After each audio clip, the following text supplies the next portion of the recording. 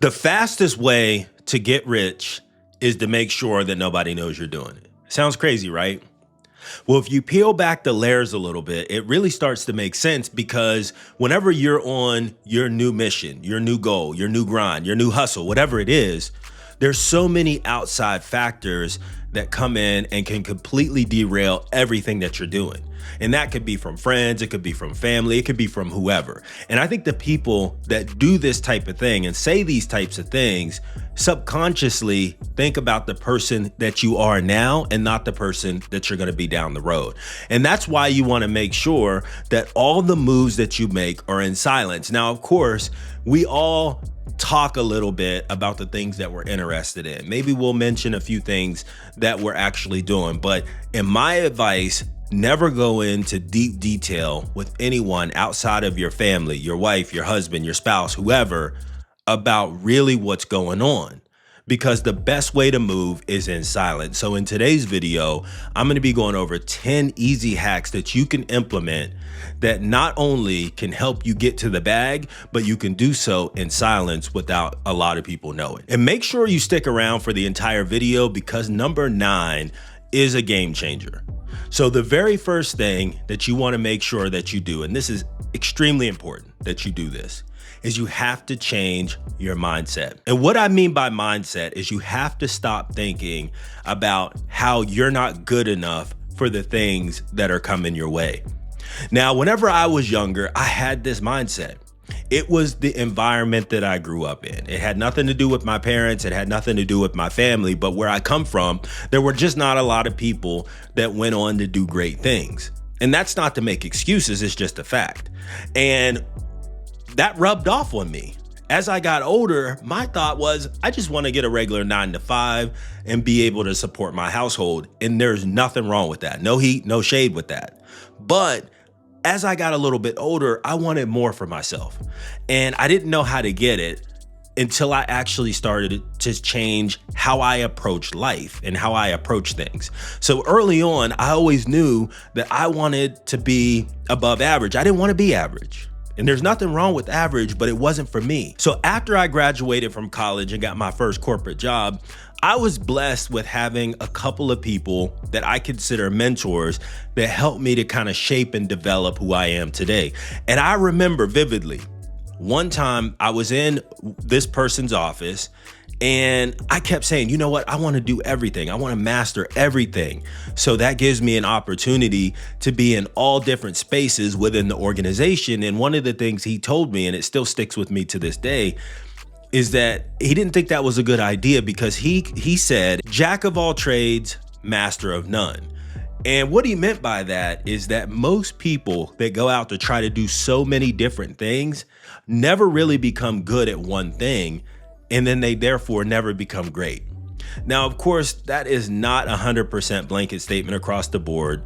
There are people that are able to do tons of different things all at once and be great. But for most people, focusing on trying to be really good at one thing is how you're going to get ahead and start getting the bag. So that's just one example of just a mindset shift that I had to have. And what I wanted to do is I wanted to make sure that I got really good at finance and learning about finance and learning about money and learning about all of the things that I was not taught in my youth. Over the past 15 plus years, I've tried to dedicate myself to learning as much as I can about the finance space, understanding that I'm not going to know everything about finances. I really don't have a very deep understanding of the ins and outs of option trading. I know option trading. I know how to option trade, but I wouldn't consider myself a master of option trading.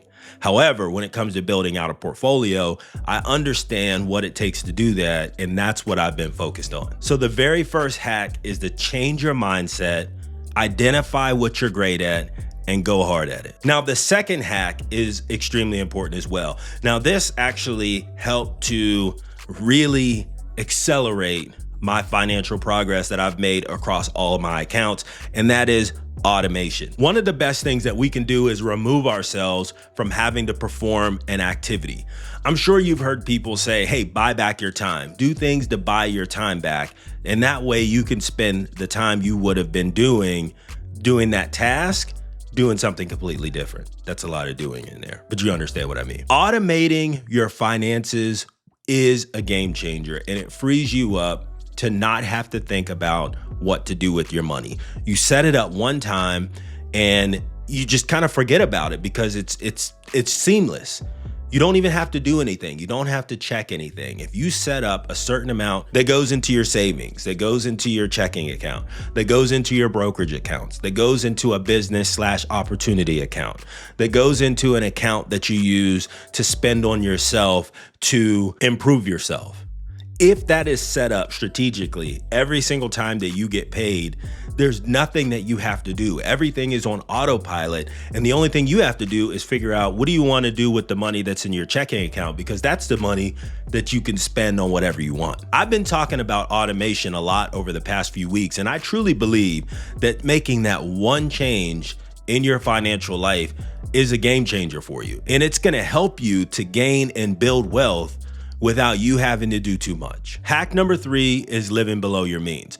One of the fastest ways to kill your wealth building process is spending more than you earn.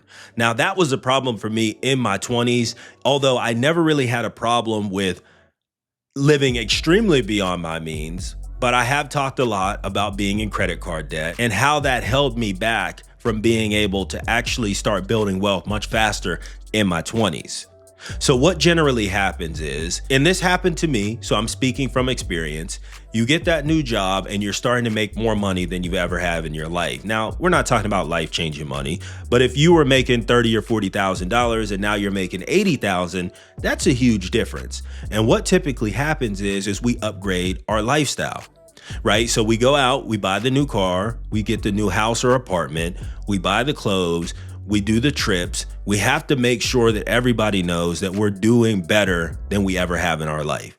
And that's one of the biggest mistakes that a lot of us make, especially when we're younger, because we're thinking about living in the now. We're not thinking about the future us and how the future us could benefit by the current us, if that makes sense, does with the money that we have. So in order to accelerate your path to getting rich, whenever you start making more money, don't upgrade your lifestyle. I remember thinking when I was younger, if I ever make 6 figures, I'm gonna have the biggest house, I'm gonna have all of this stuff. That was what I thought whenever I was younger. And then in the 2000s, when I cracked that 6-figure number at my corporate job, I never went out and upgraded my house to an amount that was more than 10 to 15% of my take-home pay. I've owned 2 total houses. The house that I used to live in before the house I'm in now, in this one. And I've had many opportunities to upgrade my homes along the way, and it just never made sense to me. I never wanted to be in a position to where I was house poor. So you go out, you make a bunch of money, but you can't even enjoy your life because you're tied to all of the things that you have to pay for. That just was never for me. Hack number 4, investing in assets over liabilities. Now in my 20s again, and I think I'll go back to my 20s because I think that's where we make a lot of mistakes and we learn along the way. But I favored liabilities. I wanted to buy cars. I wanted to buy clothes. I wanted to buy things that I could use in the moment, but did not add to my net worth and my bottom line. And when I look back, it was extremely foolish. And now that my mindset has changed, think back to hack number 1 right there, I'm now more focused on assets than liabilities. I'm constantly scouring the stock market and looking for new investments to invest in. There are a few other things that I'm working on behind the scenes that I'm not going to really talk about right now that I'm hoping will come to fruition in the very near future to help me to invest more in assets versus liabilities. Now, that's not to say that you can't go out and buy liability. But I think the problem is when we favor those liabilities over assets. That's where the problem comes into play. Hack number 5 is building multiple streams of income. One of the worst things that we can do from a financial perspective is solely depend on the money that we make from our 9 to 5. You have to have additional ways to bring in income that you could use to allocate to debt pay down, mortgage pay down, investing, investing in business. You have to have some additional money that's coming in outside of that 9 to 5 that you can use to invest in things that either go up in value or will make you more money. I remember when I first moved to North Carolina and I only had my 9 to 5 at that point, and I was like, I need additional streams of income. So what I did is I went out, I got my real estate license. So I am a licensed real estate agent in the state of North Carolina. Although I don't practice it right now, I was heavy in the real estate game from about 2019 to 2023. And during that time, I was able to earn a substantial amount of income that I then used to invest primarily in the stock market. And although I'm not active in buying and selling real estate, I am able to get a few deals a year by referring buyers and sellers to active agents. So that's a second stream of income. The third stream of income is the dividend payments that I receive from my investments in the stock market. Fourth stream of income is my financial and career coaching program. Fifth stream of income is this YouTube channel. So over the next 12 to 18 months, I do have more plans to add additional streams of income to the ones that I just mentioned. The additional streams of income that you're bringing in outside of your 9 to 5 don't have to be large. They just have to be large enough to help you pay down debt, invest, or invest in a business. Hack number 6 is avoiding lifestyle creep. This is also considered keeping up with the Joneses. Now, when I say keeping up with the Joneses, I'm talking about your neighbor gets a new car, so you get a new car. Your neighbor goes on vacation, so you have to go on a better vacation. That is something that we subconsciously do without even realizing it. And it's one of the biggest ways to slow down the wealth building process. Whenever you're out there spending money to impress people that you don't even like, that's a problem. One of the fastest ways to get rich is to make sure that you're only spending your hard-earned dollars on things that matter to you. If somebody's out there taking those vacations and spending a lot of money doing that, let them do that. Let them enjoy it. That may be something that's important to them, but it's not important to you. We got to get out of this mindset of trying to compete with people and to show people that we're doing so much better than we really are. Hack number 7 is networking with like-minded people. Now, let me tell you, if you are into something such as real estate or the finance space, it's extremely important to surround yourself with people that have similar goals as you. You not only can learn from these people, you can bounce ideas off of these people, you can help motivate each other and keep each other going. And then also, if there's someone that you're networking with that has already reached the goal that you're trying to reach, that's the perfect person to network with, because they're going to be able to tell you about any of the pitfalls that they went through, any of the cons of actually continuing to do things such as real estate. Whenever I was becoming a real estate agent, I had several people that reached out to me and said, hey, if you want to be a buyer's agent, here's the type of person and personality that you need to have to be successful as a buyer's agent. If you want to be a seller's agent, here's the type of personality that you need to have to interact with someone that has that mentality of selling their home. It's a completely different way of approaching a buyer versus a seller in the real estate market. And that's just one of the things that I learned by networking with people in that space. Had I not done that, I would have went in a little bit colder, and it would have probably taken me much longer to get my real estate business off the ground. Tip number 8 is don't share so much about what you have going on.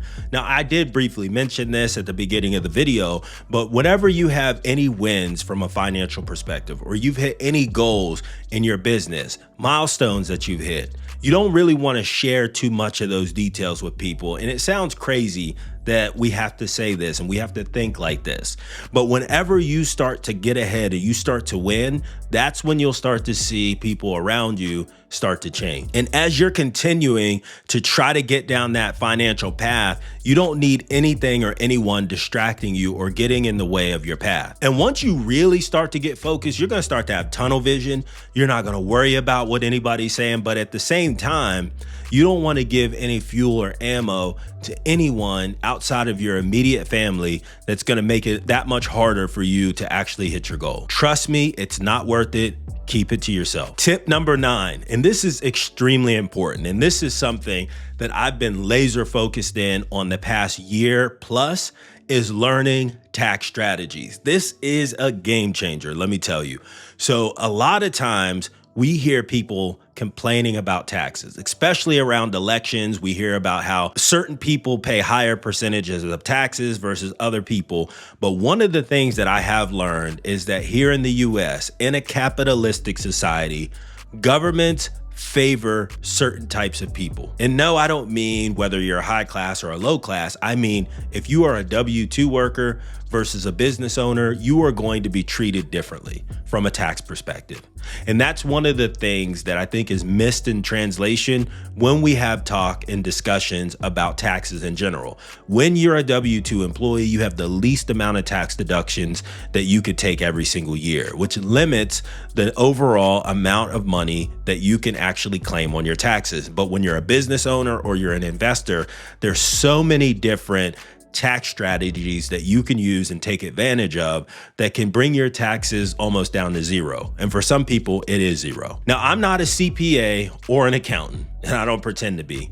But if you have a job where you're making six figures, you understand that you're being taxed at an extremely high rate. So if you're making $100,000 after 401k and taxes and healthcare, you're really bringing home about $65,000. But if you have a side business where you're investing or you have a business, there are certain tax strategies that you're able to take advantage of that can reduce the amount of taxes that you pay at your W-2 job. When I first learned about this was a game changer for me because there's so many people that have no idea how to use our tax code to their advantage. So while we're on the sidelines arguing about who pays more taxes and who pays less, in the tax code, it tells you that if you're a business owner or an investor, you get favorable tax treatment. If you haven't already done so, I would recommend that you read Tax-Free Wealth by Tom Wheelwright.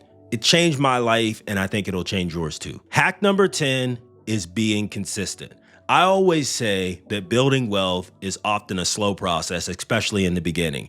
And I really believe that that's where most people get frustrated and fail and they give up. If you're looking to build wealth, you have to stay the course. Put goals in place. Make sure that they are hard enough for you to achieve, but will take a substantial amount of time, effort, and energy to actually hit. All right, guys, so that's 10 hacks that you can implement that can help you to get to the bag in silence. What do you guys think? Drop a comment down below and let me know. Thanks for watching, and I'll see you on the next video.